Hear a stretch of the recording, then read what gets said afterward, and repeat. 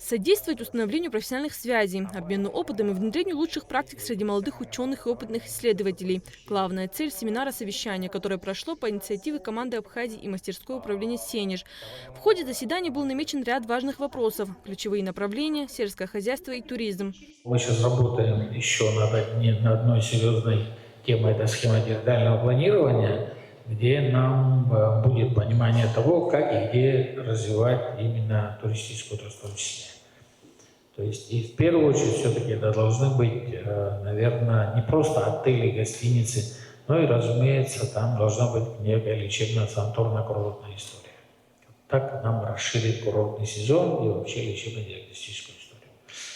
Поэтому вот наши мысли, в какое направление. Если наши молодые ученые подкрепят меня еще какими-то данными, значит, будем рады.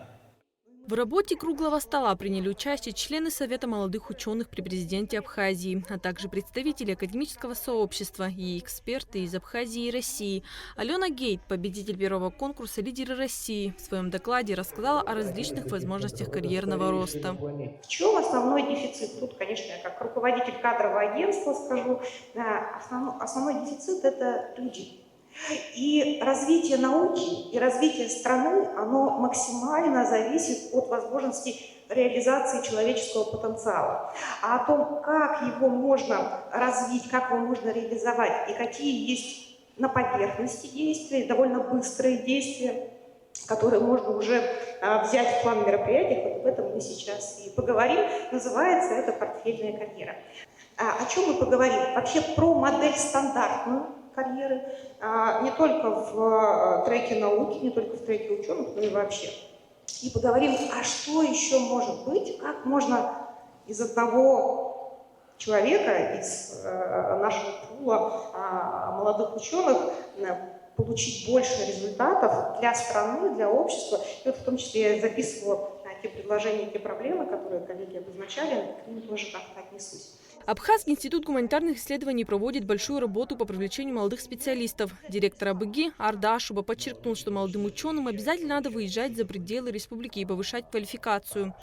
А молодые, вот те, которые поступают в аспирантуру, их стипендия, конечно, небольшая, но тем не менее я беру их на работу то ли лаборантом, то ли младшим научным сотрудником. Этого, конечно, тоже мало.